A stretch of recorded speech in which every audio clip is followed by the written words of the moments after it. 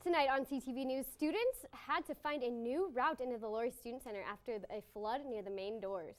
And we'll take a look at Fort Collins' first real snow and the weather to come. Thank you for tuning in to CTV News. I'm Kerry O'Connor. And I'm Rachel Vigil. This Veterans Day, we at CTV want to take a moment to thank members of the U.S. military. The Adult Learners and Veteran Service Office at CSU has put on several events throughout the week, starting on Saturday with a 5K. CTV reporter Patrick Enslow covered the other commemorations on campus. Veterans Day is just about taking a moment in kind of solemn silence and recognition for people who really signed a blank check with their lives to the citizens of the United States of America. Tana Todd and the Adult Learning Veterinary Services took it upon themselves to organize the National Roll Call to recognize all the fallen soldiers of the U.S. military. So myself and Rob Adamski are actually the primary coordinators of the Veterans Day roll call here.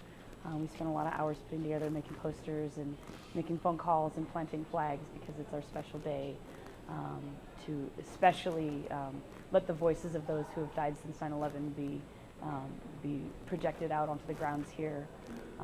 It would be difficult to read every single name of every life lost. We'd be here for weeks. Veterans Day has a special place for Todd and other soldiers because it shows that their sacrifices have not gone unnoticed. Veterans Day it's not a holiday. It's just a day to remember and a day to appreciate.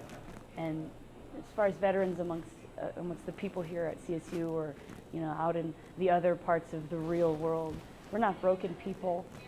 We're just a little different, maybe rough around the edges, but knowing that the sacrifices, be it a year, 6 months, or with our lives or the lives of family members, is appreciated, is really important, and it doesn't go unnoticed. Thanks.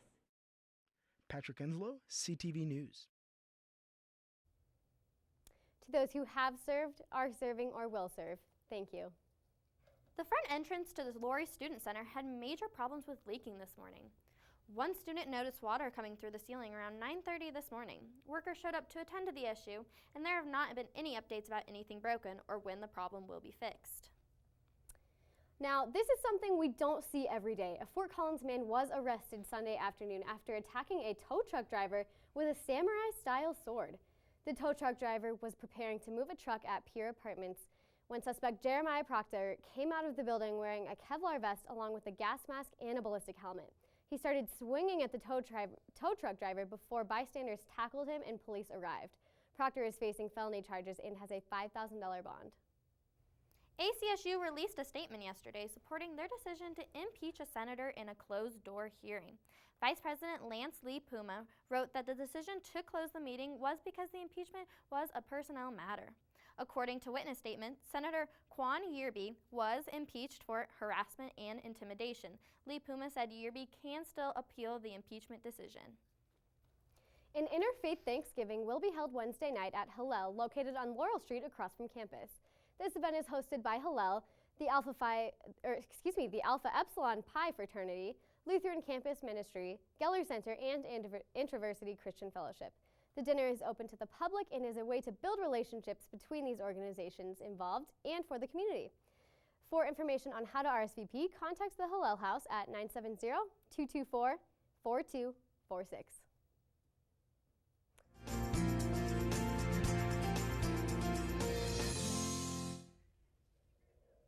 Hey guys, well, it's no secret that it's getting cold out there, Rams. Right now, it's actually about 9 degrees outside and only looking to get colder as the night progresses. We have a wind chill about -9 right now and some winds coming in from the northeast. Also, very cloudy skies, about 99% sky cover tonight.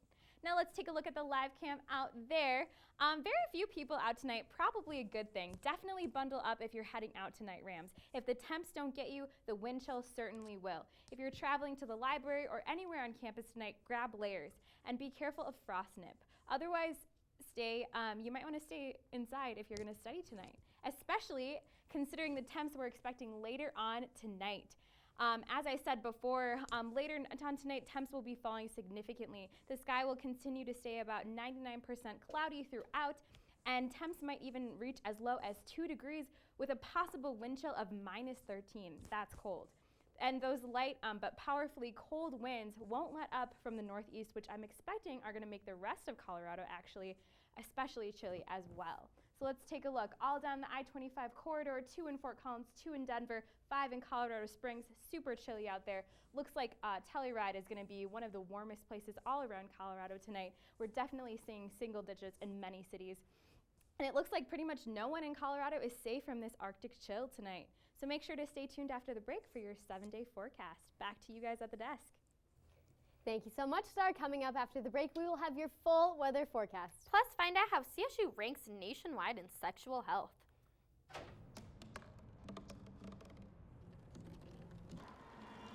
Everybody has a dream.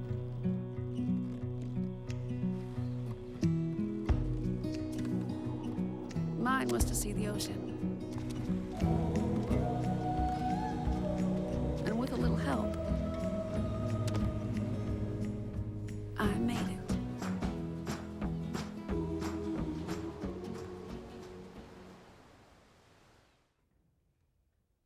Thanks for sticking with us tonight, Rams. On this especially chilly November evening, we've been pretty lucky in that as we're heading towards the end of this semester, we're just now starting to feel the real cold. As a result, not too many people outside tonight. Actually, quite a few, a little activity there. But not too much different. The temperatures aren't than the high that we saw earlier today, actually, which was 16 degrees, I believe. So today we're still holding on to those light flurries even into night that followed you around class earlier today. Now let's check out tomorrow's forecast to see if those flurries are going to stick around. Tomorrow morning, getting out the door might be a little difficult as it's going to be only 2 degrees at 8 a.m. Then as the day moves on, make sure to pack not only a coat, but a coat with a hood, because we're going to see chances of a snow-rain mix tomorrow, which can sometimes be a little bit more uncomfortable than just snow or just rain, so make sure to watch out. We're going to be experiencing more or less highs around noon, and then as we move into later afternoon, around 6 degrees, so temps will be dipping down. Let's check out some possible highs for tomorrow. So in Fort Collins, a possible high of 10 degrees. Looking good. In Denver, 13, Colorado Springs, 17, Grand Junction, 45. Pretty warm for this time of year, actually, but things are still looking pretty chilly as far as those highs kind of are seeming like lows around this time of year. But let's see how we'll be warming up coming up in that 7-day planner. Okay, so tomorrow, as I said, along with those cool temps, we'll also be expecting snow with a low of -1 degrees. So another cold day ahead. Thursday, there's about a 10% chance of snow, but the high will only be reaching in the teens. And then on Friday, things begin to warm up as we start to see the sun again with a high of 38. That's pretty consistent throughout the rest of the weekend. And then on Monday, we have a high of 41, the warmest we actually can expect all week with partly sunny skies. And on Tuesday, a high of 31 with some snow and some showers. Looks like a rain and snow mix again, so watch out for that. For more weather updates, make sure to visit thecollegian.com and stay warm out there, Rams. Back to you, Rachel. A partnership between Colorado State University and local medical centers was announced Monday. CSU and Poudre Valley Hospital, along with the Medical Center of the Rockies, will be sharing their resources and personnel. The group will collaborate on things like clinical trials and employee education. The partnership will also involve the University of Colorado Health, which relies on research conducted at CSU. The university also relies on the University of Colorado Health for access to doctors and human patients. From working together with local medical centers, the university has helped develop a new arterial stent to help prevent blood clotting and an infection-fighting hernia patch. Speaking of health, Rachel, Colorado State is sexually healthy according to Trojan Condoms. CSU was just ranked 25th in the nation on their sexual health report card. Trojan considers 11 different criteria to meet, including HIV testing and STI testing. They also rank the health services at the universities. CSU did beat out our competitor, the University of Colorado State at Boulder, who was ranked at number 37. CSU is getting word about an on-campus bus system with a celebration on Thursday. Around the Horn started this year and has 13 stops on campus, from the Lake Street Garage all the way to Moby. Riding the bus is free for students and the public. The stops near Laurel Village and the garage will have food, coffee, and t-shirt giveaways. The CSU administration has been emphasizing alternate transportation to reduce traffic from cars on campus. Is organic agriculture the way of the future? Now, a number of CSU faculty are meeting tomorrow at Avogadro's number to talk about the pros and cons of the organic agriculture industry. They'll talk about whether organic farming will be able to feed the Earth's growing population. The event starts at 5 o'clock. And now after the break, we'll be right back with sports anchor Brett Kennedy. And a preview of a Jewish celebration for 200 people. The next 30 seconds can save you a lot of money. Just do your laundry in cold and stick to full loads. Auto-sleep your computers. Plug your gadgets in a power strip and switch it off when you're done. Headed out? Turn back your thermostat by 10 degrees. And drive sensibly. The more energy you save, the more money you save. Find other great tips at energysaver.gov. Welcome back, and sports anchor Brett Kennedy is here now in the Trophy Lounge. What's happening in the world of Rams sports, Brett? Brace yourselves, Rams fans. Winter is coming. Along with the changing of the seasons, a huge change has happened to the Colorado State football team. They are in the top 25. The Rams are ranked 23rd in the latest AP poll, but not quite in the college football playoff rankings just yet. The Hawaii Rainbow Warriors came into Hughes Stadium this last weekend and became the victim to CSU's 8th straight win as the Rams won 49-22. It was business as usual for quarterback Garrett Grayson, who threw for 278 yards and 4 touchdowns. Grayson showed he could deliver without his best friend Rashard Higgins, who sat out the game with a sore shoulder. Grayson set another record for CSU as he now sits atop the single-season record book with 26 touchdown passes. Not to be forgotten was the Rams' defense, who pulled in 2 interceptions and forced a fumble against the Warriors.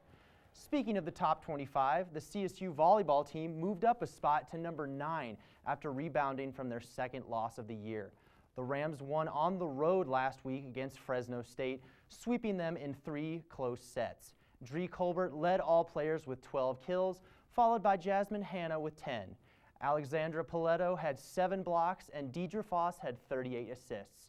The Rams are now 24-2 and tie for the nation's lead in victories. The CSU men's basketball team got off to a running start to their season Monday night as they played in an exhibition game against Fort Lewis.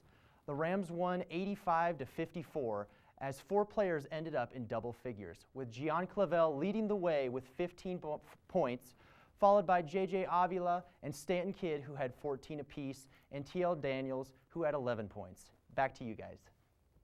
The annual Shabbat dinner will be held this Friday at 7 p.m. in the LSC North Ballroom. This event will showcase Jewish cuisine and tradition. Last year, around 160 people attended, and this year they hope to have 200. It is free for the public to attend, and anyone is welcome. Trevor Heyman, who is one of the cooks of Shabbat, explains what it is and why people should attend. So Shabbat's kind of like a weekly holiday. It's supposed to be the most important holiday, so it's a huge mitzvah to take part in it. And this is just a larger Shabbat dinner that can involve the whole community. Be awesome if more people could come and just get a new experience, have some good food. Emmy nominee and Hollywood screenwriter David N. Weiss will speak at the event. If the snowy weather has put you in the holiday spirit like it has me, how about getting ready for Christmas early and buying a Christmas tree? The Lincoln Center of the Arts is holding a silent auction of holiday trees. The 3-foot trees are created by area artists and community members. Sales from the silent auction help the Lincoln Center promote cultural opportunities in the community and educate young people through the performing arts. The auction is being held every day at 10 o'clock in the morning, now through November 14th. For more information, visit lincolncentersupportleague.org. That's all the time we have. Thank you so much for joining us on CTV News. Please remember to check us out on the Collegian website and on Twitter at CollegianC. Have a great night, Rams, and stay warm this week.